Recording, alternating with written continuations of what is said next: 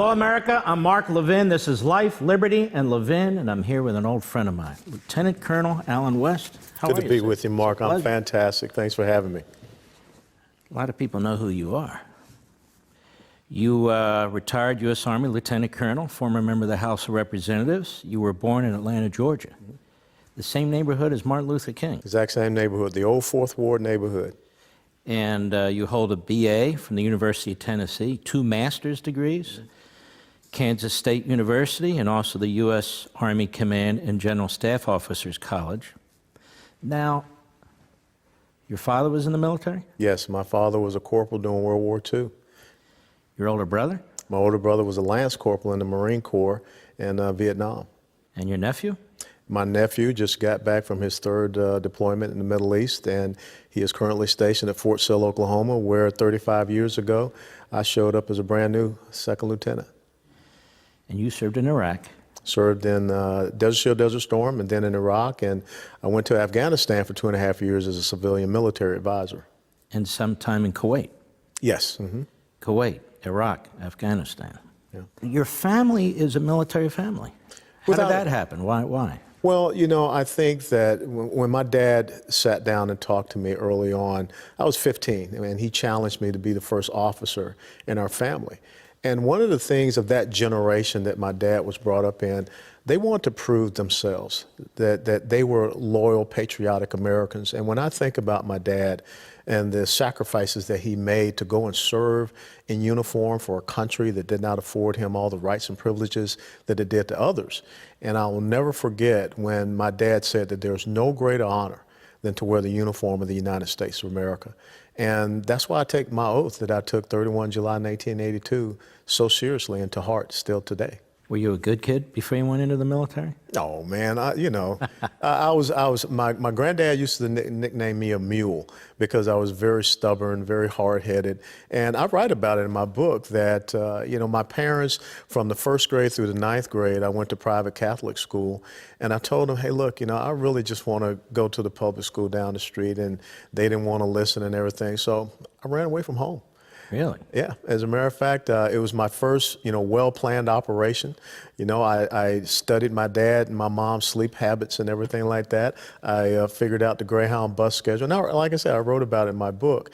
And I knew that my mom's sister, Aunt Sally, she lived up here in the D.C. area. And I snuck over to the Greyhound bus station in Atlanta and caught a ride up here to Washington, D.C. But I left them a note. They knew everything that was going on.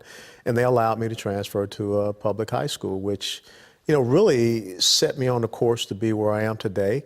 I joined ROTC. I ended up becoming the cadet battalion commander, which launched me to go into ROTC at the University of Tennessee. But there were those 4 instructors at Grady High School.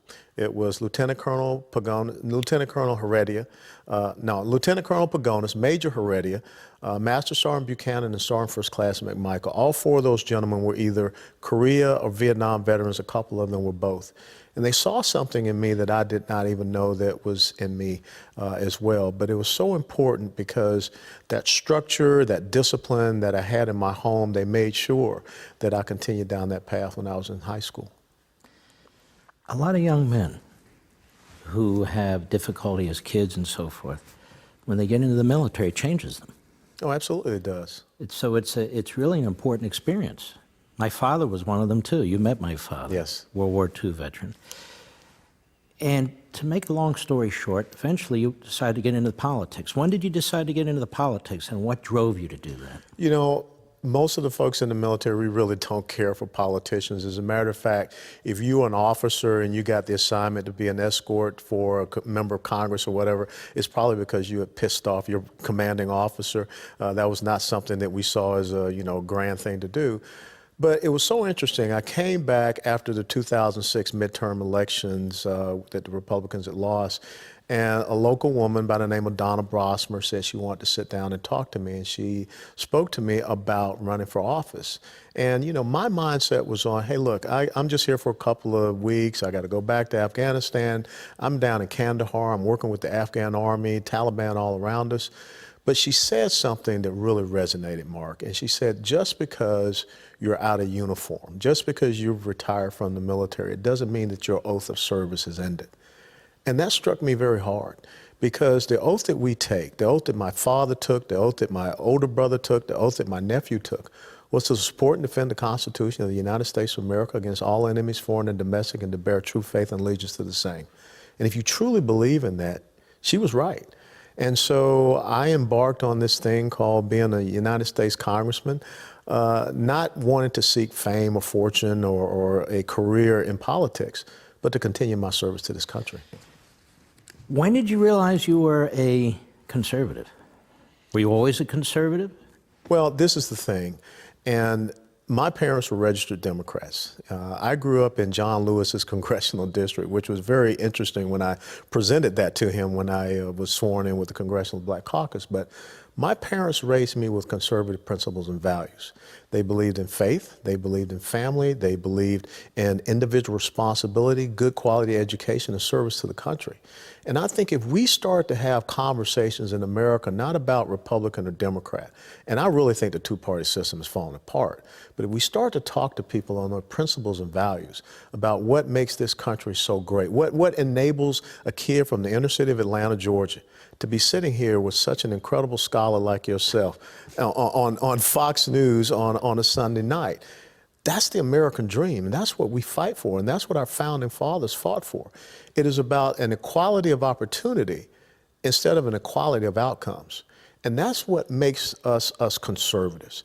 We believe that this is a great land of opportunity, and we just believe, as Jefferson wrote, about life, liberty, and the pursuit of happiness, not someone else trying to guarantee your happiness. So, why do you think so few politicians talk about these values, beliefs, principles that attracted you, attracted me, and attract so many people, and may cause a light bulb to go off and say, hey, wait a minute, I agree with that guy rather than that guy? Because you just said the operative word, you said politician. And politicians are going to say what they think people want to hear. We need to have more statesmen, because a statesman is a person that's going to tell you what you need to hear. And there are a lot of people in Washington, D.C., they're not comfortable with that. They're not comfortable with telling the American people that if we don't do something about the mandatory spending side of our budget, it doesn't matter how much taxes you raise. This is going to overtake our budget, and we're going to be in perpetual debt and deficit. Now, that's not the popular thing to say, that Medicare, Medicaid, and Social Security needs to be reformed, needs to be improved, but it's the right thing to say, because a politician is a person that is not able to look at himself in the mirror at the end of the day. Does the Republican Party need to change? Can it change? Will it change? I think the Republican Party has to change. The Republican Party should not be the party that is passing $1.3 trillion omnibus spending bills. The Republican Party should not be the party that is not reducing the size and scope of the federal government. The Republican Party should not be the party that, when we look at our personal income tax rates, the president said initially he wanted to go down to 3. The House of Representatives said 4, the Senate, 7. So we really didn't see any massive movement or massive changes. On the individual side. On the right. individual side. Now, the corporate side, yes. You've seen an incredible change there, going from 35 to 21%. And we see what has happened with our economic growth, our GDP numbers, and what have you. But the important thing is that the Republican Party should be standing up for individual economic empowerment, because we know what the progressive socialist left believes in. They believe in economic enslavement and the dependency society. Is the problem the Republican leadership, or the problem that the Republican Party, they've had, by my calculation, really 2 solid conservatives in the last century, Coolidge and Reagan? Yes. And we'll see what history writes about Trump. I think he's doing a pretty darn good job. Absolutely. But they seem to still lurch in the progressive direction, because, the progressive movement really started it was really pushed within the Republican Party at the beginning of the last century, Theodore Roosevelt. Yeah. And they seem to lapse into that constantly, don't they? Yes, they do. And I think the important thing for us to see today in the American political atmosphere is that this is all about the relationship between the individual and government and the system of governance. I think you have 3 different philosophies that are out there. You have progressive socialism, which is what we see, the Bernie Sanders, Elizabeth Warren, what have you. But then you can also be a progressive and want to see a bigger impact and reach of government than you want to see with constitutional conservatism. which is what our founding fathers intended us to be, and understand that the most important thing in the United States of America is individual sovereignty. And there are some people in Washington, D.C. that just don't want to cede that back over to the American people because it scares them. That is what the whole Tea Party movement was about. It was not a party movement. It was a philosophical movement that talked about the relationship of the individual to the government. And it was really about fiscal issues. And that's kind of like how this country got started. You know, the tyranny of taxation and some of the other things we saw from the British. So I think that the Republican Party has kind of tried to, you know, walk an incredible balancing act, but they tend to teeter more so to Washington, D.C. and the power that's inside this beltway. So you run for Congress the first time and you lose. Yep. In a very tough district. Yep. You won the second time and you win. Mm-hmm. You're a Tea Party favorite. Your principles, as you espouse them right now, you espoused them back then. Same beliefs, same values. Mm-hmm. You run for re-election, and you lose by 2,100 votes or something in what was, in my view, a very suspicious election. You think you might run again? You know, if I were to tell you that every day I'm not approached about that, and there's something within you, you will always answer the call of service. You know, I moved to Texas 4 years ago, and after this election cycle, you know, Angela and I and the daughters, Aubrey and Austin, we're going to beautiful wife, Angela. Yeah, we're going to, who is much smarter than I am, PhD and everything.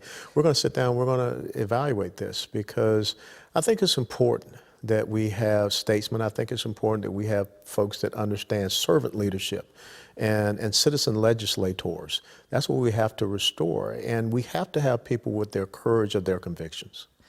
I happen to know you're a voracious reader. I mean, you and I, when I came to see in Florida a few years back, we're talking about Aristotle and Cicero, and I go, whoa, you read all it? And you said, yeah. You read all my books, not that that's the test, you read a lot. When did that start? Did that start when you were in the military, before you were in the military, recently? No, that's one of the things the military definitely inculcated into me. You know, we used to have a reading list as you know, new second lieutenants. And one of the books on that reading list was Erwin Rommel's book, Attacks. And that was about the exploits of him as an infantry lieutenant and infantry captain in Romania.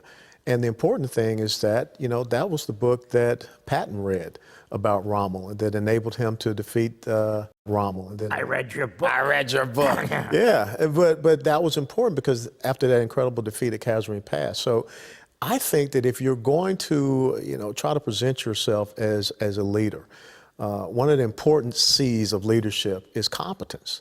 And you should not be able to stand up there and not back up what you're professing to believe in without being able to say, here is where it relates throughout history. And that, I think, is what the military does train you to do. Because when you're in a battle or whatever, you don't have time to pull out the manual and whatever, but it has to be ingrained within you because folks are looking for that cool, steady hand when bullets are flying.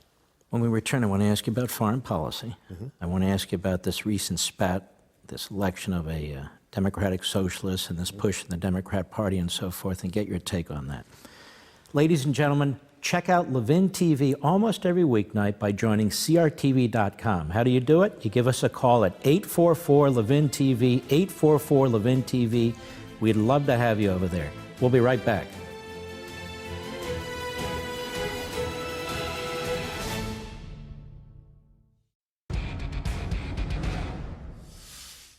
Colonel West. Yes, sir. President Trump. Yes, sir. Doing a good job? I think he's doing a fantastic job. And I know him personally because 3 of his properties were there in the congressional district that I was honored to represent. You know, I've done events with him at Mar-a-Lago, visited with him up in Trump Tower. I think an important thing is to kind of bifurcate President Trump. And there are things about, you know, his personality that, you know, maybe I wouldn't do, especially on the Twitter or what have you. I don't think you can really do policy in 240 characters. But when you look at his policies, when you look at what has happened with our economy, with people getting back to work, these all-time incredible unemployment numbers, workforce participation rate, GDP growth, You can't debate those things. Those are facts. If you want to compare it to what President Obama did, I mean, he's blowing it out of the water. When you look at what has happened with our foreign policy, I mean, we are now regarded, we are now respected. We're not having off-mic flexibility moments. We don't have strategic patience. We're not leading from behind. We're not drawing false red lines. And when you look at our national security and the rebuilding of our military capability capacity, when was the last time you heard a headline about ISIS? When was the last time you had a domestic terrorist attack here in the United States of America? I mean, knock on wood. But remember, December of 2009, you know, we had Fort Hood. And that was Fort Hood that Barack Obama said was workplace violence. I don't think we have a president that has an issue about saying who the enemy really is. We're not going to be sending Iran pallets of cash, and that really has the mullahs over there upset. And I really think that he is putting the right type of pressure on Russia and China. So, you know, there is nothing. So you're very pleased. I'm Okay, ecstatic. let me ask you this. The Democrats, who not only put up with 8 years of Obama, but defended him every step of the way. The Iran deal, which was an outrageous deal. He basically turned the other cheek when it came to Russia, Crimea, so forth, and the invasion of Ukraine. He did nothing about the Chinese ripping us off on our technology. Nothing. He tells Trump on the way out, watch North Korea, they're a problem. I look all around the world, and this president has inherited all these issues. Yes. Did you think that we'd have a president finally who would say, you know what, Jerusalem is the capital of Israel, and we're moving our embassy there? All of them campaigned on it. He did it. Yes. And same with the Iran deal. He tried it. He said, no, we're going to have to kill that. He has shown to me, you tell me, you brought up statesmanship. Statesmanship isn't just speeches, as you said. Yeah. It's action. It's actions. What do you say? There's no doubt about it. I mean, Barack Obama was this, you know, perfect image, great speech giver on a teleprompter. But there was no there. It was just a facade. It was like a Hollywood set. You know, you just have the face and there's nothing behind it. But we have substance right now. And you have a president that is he's really putting people on notice. You look at what is happening with the Ukraine. Barack Obama sent them MREs and socks. Donald Trump is sending them weapons. The people in the Baltic states, Latvia, Estonia, Lithuania, they were concerned about being overrun by Vladimir Putin and Russia. Now we have joint and combined military operations going on there. When was the last time you heard about a Russian overflight of a naval vessel? When was the last time you heard about the Iranians putting, you know, our sailors on their knees at gunpoint? It's not going to happen anymore. Now, what is really going on in the United States of America and what is driving the progressive socialist left into this apoplectic meltdown is because they are being exposed. They are being exposed for who they are, their weakness, their dislike of the United States of America. Oh, come on. I mean, Mark, every day you turn on, the media is just, you know, their hair is on fire. But their hair is on fire and their folks, I could care less about Stormy Daniels. You know, the most important thing is people that are out there able to work, take care of their families, send their kids to college, take a summer vacation. That was not possible during the years of Barack Obama. You know, maybe not even 2% GDP growth, that was supposed to be the new normal. The president has already blown through that in 18 months. Why do the media hate him so much? They hate him because he won. They hate him because the grand strategy of the left was they had the first black president, then they were going to have the first female president, then they were probably going to have the first Hispanic president, then they were probably going to have another identity politics president. So they were looking at 32 years of ideological domination of the United States of America, which includes the Supreme Court. So they're going to be ruling, not governing this great constitutional republic. Donald Trump came in from outside, and it's not just the liberal progressive media. I mean, you have people like George Will, Max Boot, Bill Kristol, all of these folks that were so comfortable with inside the Beltway in their own little rice bowl, it got upset by a person that came in from the outside. He did not act as they scripted things to be, and now he's producing results, and they're not relevant anymore. So Donald Trump has completely exposed the left to the point that now there's no doubt that they're socialists. They're telling us that they're socialists. And what do you make of that? What do you make of the fact that Bernie Sanders, 76 years old, he's an old-time, we used to call, well, red, socialist, from Vermont, really quite a an eccentric figure, gets 45% of the Democrat Party vote in the primary. You have a 28-year-old who has difficulty really explaining her policies, but they've got the usual talking points. She's pushed out there by the media as the new movement within the Democrat Party. You now have people who want to run for the Democrat nomination trying to out-left-wing each other. Absolutely. Is that a prescription for disaster for the country or disaster for the Democrat Party? It's a prescription for a disaster for the Democrat Party, and that's why you see that hashtag walk away that is out there, because America is not about wealth redistribution. America is not about nationalizing economic production. America is not about expanding the welfare state, which is what Obama did, with more people being in poverty, more people being on food stamps. America is not about social egalitarianism. And really what you see the Democrat Party standing up for is what I call the culture of the participation trophy. You know, everybody's going to get something for doing nothing. But someone has to pay into this for them to be able to have the free health care and have the free college education. Remember the 2008 meltdown that we saw happen? You trace that back 30 years prior to 1978 with Jimmy Carter and the Community Reinvestment Act, when he had this misconceived notion of benevolence, which is from Frederick Bastiat, the law, that everyone has a right to own a home.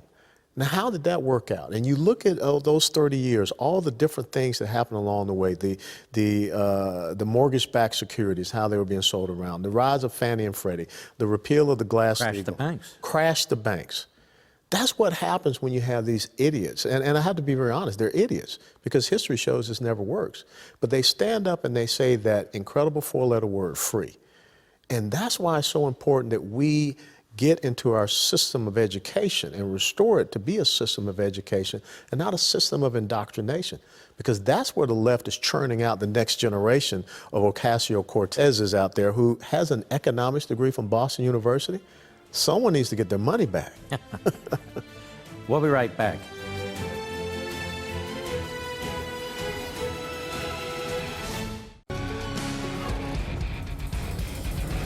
Allen West, China. If we're not careful, in 50 years, 100 years, China will be the most powerful superpower on the face of the earth, won't it? It absolutely will. And what China did was they sat back and they watched the collapse of the Soviet Union, and they learned a very important lesson. The collapse of the Soviet Union did not come militarily. Our military capability, capacity, and our deterrence was able to bring about that collapse. But the Soviet Union really collapsed economically. And so what the Chinese understood is that we still want to be communists, but there's something about this capitalism thing, there's something about this free market thing that we can use, and we can become like a tick. We can insert ourselves into the West, and we can suck the blood out of them and get fat to the point where they can't take us out. And if they try to take us out, they're going to get Lyme disease and they're going to die. And that's exactly where we are. When China got in with most favored nation status and entered into the trade environment of the West, they understood that they could then leverage who they are and, you know, supply us with the cheap goods, and we would become wedded to that. I remember one of the critical things that we fought against down in South Florida was the Chinese drywall. And so what we have seen is that we stopped our production, we stopped our manufacturing. We were so happy to try to have these relations and everything with China, but they could not be trusted. And you know about the theft of our intellectual property, you know about the forced technology transfers, to the point now, look at what they're doing in the South China Sea. The South China Sea, where they have built these man-made islands and fortified them with military weaponry, that's 40 to 45% of the sea lane of commerce that transits through there. And ask yourself, from a historical perspective, when was the last time we saw an Asian nation occupy islands in the Pacific or in that area and put military weaponry on there, to include airfields?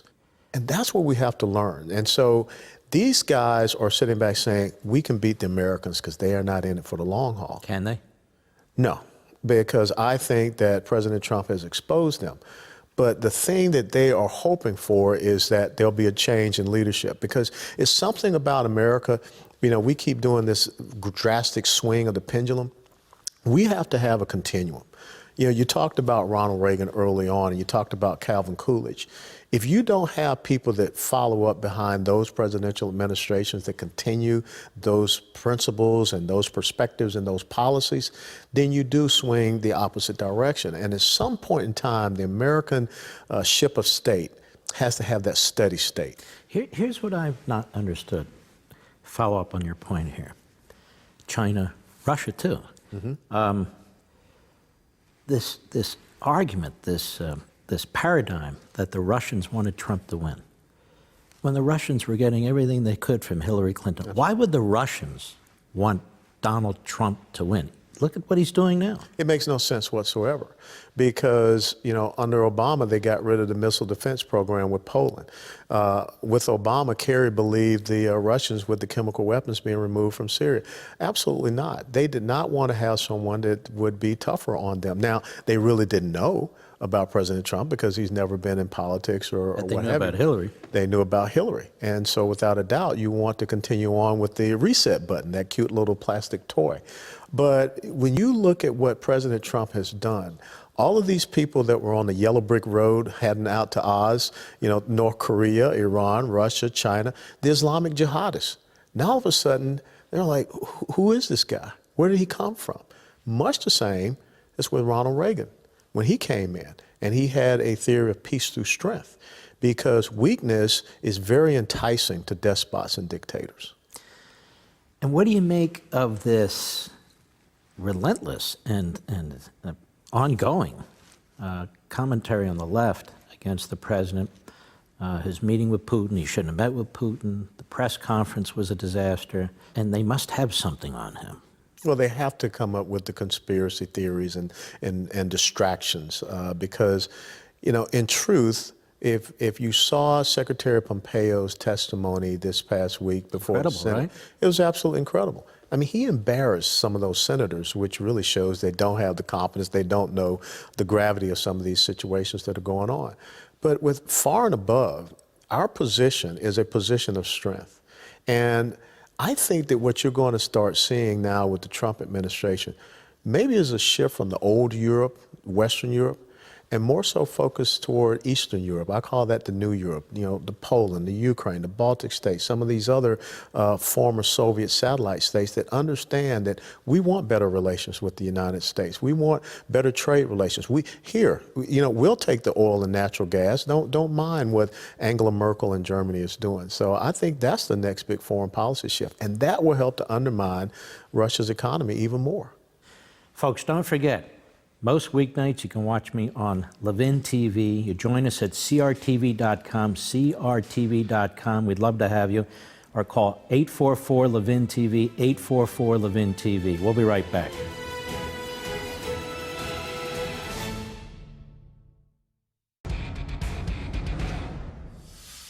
You know, you've fought for this country, you've served this country, and then you look at what took place in the last election with the last administration. Interfering in this election. The top echelon of the FBI has been wiped out now. Liars, some are under investigation. Some we're not sure. People are still investigating. You look at some of the highest levels of the intelligence agencies. John Brennan, who's out there making statements I've never seen a former CIA director make. Clapper, as a matter of fact, they're paid contributors to very liberal, news outlets. Yeah. You look at this, you're a man of history, you're a man of the military, you served in Congress. You ever seen anything like this? No, and it's appalling. The only place you will find it is, some banana republic or some other third world type of country. You would have never thought that our democracy and our democratic fundamentals would be threatened like this here in the United States of America. And let me put something else to rest. I had a TS-SCI clearance when I was in the United States military. That's the top. It's the highest? It's the highest. It's the sensitive compartmented information. When I retired, my clearance was gone. So I don't understand how people that no longer have a need to know are supposedly still hanging on to clearances. Just because you're a commentator with some other news, outlet, that doesn't guarantee you to have a clearance. A clearance for the United States of America is a privilege. It's not a right. And I think that is the number one thing that is happening in our government, that too many people believe that they have a right to do things when serving this country is a privilege, and it should be an honor. When I think about so many of the things that happened during the Obama administration, you know, I've been in combat. I've been in a firefight, and the longest firefight I was in was maybe about 3 to 5 minutes, but it seemed forever. Imagine those individuals that were abandoned by the Obama administration for 13 hours. Benghazi. In Benghazi. And think about the fact that you had the National Security Advisor stand on the stage. Well, no, she wasn't the National Security Advisor at the time. She was the ambassador to the UN. Susan Rice, stand on the stage, on a platform, and lie about it 5 times. See, this is what is happening in the United States of America. People are losing confidence in the federal government. When you are just a ma and pa constitutional conservative grassroots organization and the power of a federal government agency is unleashed on you, see, we have a cancer that is growing in Washington, D.C. And I don't think that the people that are there in the House and the Senate, I don't think they understand. I don't think the people in the federal government, they don't get it. They don't realize that when they hear people talk about disarming law-abiding legal gun owners in America, but yet they want to abolish ICE. They want to allow criminal illegal immigrants, MS-13 gang members to run free in the sanctuaries that they set up. This is a cancer that has to be stomped out in the United States of America. Do you think we've gone too far in terms of the FISA court? The secrecy of the court, I understand, but there's really no balance in there. Do you think we've gone too far in the power in some of the intelligence agencies, and we need more checks and balances when it comes to senior levels of the FBI? Nobody's really talking about it. Yeah, you need to have that. As a matter of fact, when I was in Congress and the renewal of the Patriot Act for 5 years came up, I didn't vote for it because that is just too much power that you have in one person's hand. Now, President Bush may have had all the great intentions, but when it got into the hands of someone else, it was bad intentions. I don't want to see an East German type of Stasi situation where we have secret courts and secret judges, people that can go out and get warrantless surveillance against American citizens. That's not who we are as the American people. And I know that a lot of times folks say that we have to do this in order to fight terrorism, whatever. Just fight terrorism. Just understand who the enemy is, but don't start punishing Americans and don't create these levels of secrecy. There is an incredible chasm right now between Washington, D.C. and the American people. There's an incredible amount of distrust. And I just don't think the people that are over there, you know, working Monday through Thursday or Tuesday through Friday, that they get it. And yet there's no talk about addressing these institutions. We have one party that is a special pleader for everything that's taken place, and they disrupt congressional hearings, and they endorse any efforts that are against the President of the United States. They accept no responsibility for the Espionage Act and Hillary Clinton's actions. And to me, it was crystallized in James Comey. They wanted Comey out. They despised Comey. They accused him of costing them the election. And the minute Donald Trump fired him, they flipped. Of course. That he was firing this angelic man who served the country so beautifully and used it against him. Never let a good crisis go to waste. Rahm Emanuel's thing.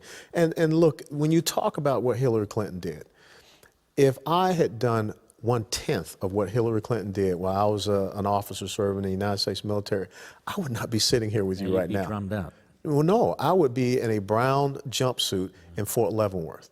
Now, why is it that there are different levels of justice, different levels of law, different rules for the people over there in Washington, D.C.? Well, let's pursue that as soon as we come back. And we'll be right back.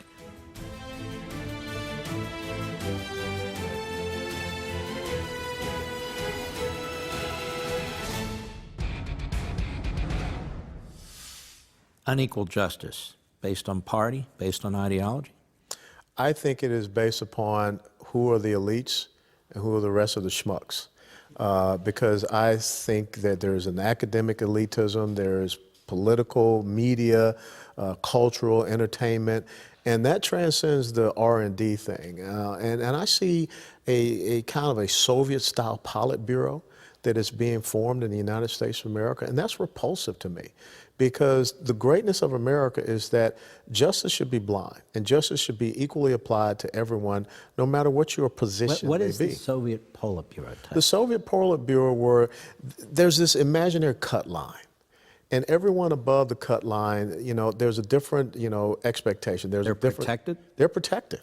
Then everyone, like I said, everyone below, we used to call him Joe Schmuckatelli, in the Army, and that's everyone that's below. And life is bad for Schmuckatelli. But if you're above this imaginary cut line, it doesn't matter what you do. It does not matter that, you had an email server, a private email server, and you did classified information. Something that anyone in the United States military, anyone that has a security clearance, they're done. They're gone. They're going to prison for that. But yet somehow people can sit around and say, well, it wasn't that she was, criminally negligent. She was just a little careless. And then we come to find out that the same person that was in charge of one investigation is also in charge of another investigation, who is also the person with all these biased emails out there, and we're being told it's no big deal. Well, it is a big deal. And that is what is really upsetting me about what we see happening. But I think that the election of Donald Trump was really a really big middle finger to the elites in this country. And if they're not careful, there are going to be several more fingers that they're going to be given in the midterm elections and then also in the 2020 election. Do you think there's still enough Americans who think this way? Absolutely there are. Folks try to discount the quote-unquote flyover country, but those folks stood up. Think about what happened in Pennsylvania. For so long, Pennsylvania as statewide politics was based upon whatever happened in Pittsburgh, whatever happened in Philadelphia.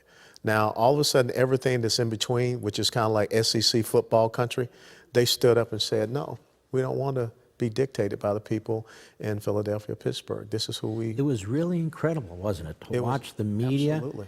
When Florida came in, when Pennsylvania came in, Ohio comes in, North Carolina comes in. Wisconsin. And you see Wisconsin, you go, holy mackerel. And they were so dejected. And I think they decided there and then, this cannot stand. This cannot stand, and this is how we're going to leverage, we're going to weaponize the federal government and the quote-unquote deep state, which does exist, these bureaucrat administrative state, against the will of the American people.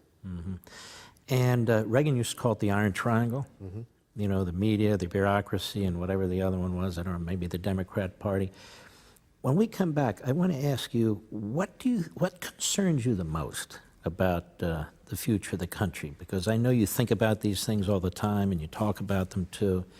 Have we reached a point where the Democrat Party and the government are almost one and the same? Maybe it's the media, the Democrat Party, and the government. And how do we deal with that when we return?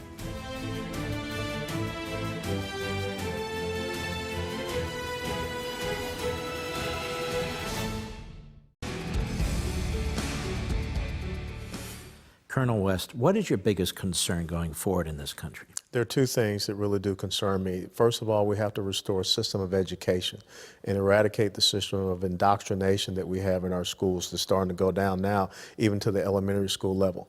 I often tell people the most important elected position in the United States of America is school board. And we need to have people that go out there and run for school board. It's a hard job, man. I was a school board member. There you go. You heard it, everybody. There you go. There's your example. The other thing is this. What I see is the grand strategy of the left. They're going into red states and they're taking over the major population centers, the major urban centers. In Texas, you look at all the major cities, Dallas, San Antonio, Austin, Houston, El Paso, all controlled by the left.